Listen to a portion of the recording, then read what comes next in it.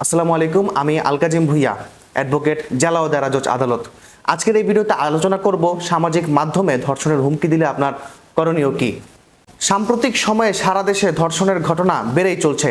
ধর্ষণের সর্বোচ্চ শাস্তি মৃত্যুদণ্ডের বিধান রেখে এই সংক্রান্ত আইনটির সংশোধনী মন্ত্রিসভায় পাশ করলেও তা কমানো যাচ্ছে না। বাংলাদেশের সোশ্যাল মিডিয়া ও অনলাইনে নারীদের ধর্ষণের হুমকি দেয়া ও আক্রমণাত্মক অথবা অপমানজনক বা কুরুচিপূর্ণ প্রস্তাব দেওয়ার ঘটনা হরহামেশাই ঘটছে। বেশিরভাগ ক্ষেত্রে যা ঘটে তা হলো নারীরা লজ্জা ও সম্মানের ভয়ে মুখ খুলতে ভয় পায়। অনলাইনে ধর্ষণের হুমকি ও হয়রানির শিকার হলে সাইবার নিরাপত্তা আইনসহ ফৌজদারি দণ্ডবিধি অনুযায়ী অভিযোগ করা অথবা আইনগত ব্যবস্থা নেওয়া যাবে। এখন কথা হচ্ছে, কোনো নারী যদি এ ধরনের সমস্যার শিকার হয়ে থাকেন তবে তিনি কি করবেন আর কি ধরনের আইনি পদক্ষেপ নেওয়া সম্ভব।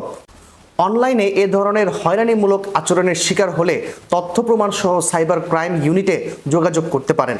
বাংলাদেশের আইনে কাউকে কোনো হুমকি দেয়া একটি শাস্তিযোগ্য অপরাধ। ডিজিটাল নিরাপত্তা আইনে সুস্পষ্টভাবে বলা হয়েছে, যদি ডিজিটাল মাধ্যম ব্যবহার করে ইচ্ছাকৃত বা অজ্ঞাতসারে কোনো ব্যক্তির জন্য আক্রমণাত্মক বা ভীতি প্রদর্শক কোনো তথ্য প্রকাশ করেন অথবা এমন কোনো তথ্য প্রকাশ করেন যা অন্য ব্যক্তিকে নীতিভ্রষ্ট বা অসৎ করতে পারে এবং মিথ্যা জানা সত্ত্বেও অন্যদের অপমান, অপদস্থ, বিরক্ত বা হেয় প্রতিপন্ন করার উদ্দেশ্য কোনো মন্তব্য করা হলে তার কারাদণ্ড ও জরিমানা করার বিধান রয়েছে।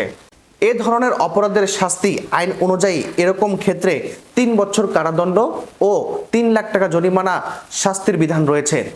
এছাড়া এ ধরনের অপরাধের পুনরাবৃত্তি হলে অর্থাৎ অনলাইনে এ ধরনের কন্টেন্ট ছড়িয়ে দিতে থাকলে 5 বছরের কারাদণ্ড ও 10 লাখ টাকা জরিমানা অথবা উভয় দণ্ডের বিধান রয়েছে।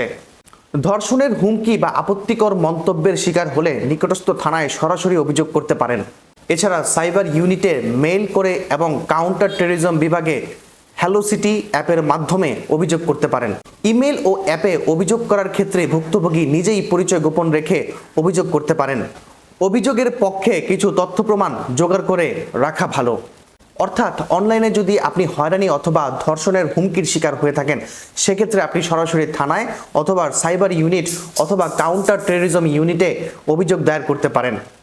আজকের এই ভিডিওটি ভালো লাগলে অবশ্যই শেয়ার করবেন, আর আপনি যদি চ্যানেলে নতুন হয়ে থাকেন অবশ্যই চ্যানেলটি সাবস্ক্রাইব করবেন। ভিডিওটি যদি ফেসবুক পেজে দেখে থাকেন সেক্ষেত্রে অবশ্যই পেজটিতে লাইক দিবেন এবং ভিডিওটি শেয়ার করবেন। দেখা হবে নতুন কোনো ভিডিওতে। ততক্ষণ পর্যন্ত ভালো থাকুন, সুস্থ থাকুন। আসসালামু আলাইকুম।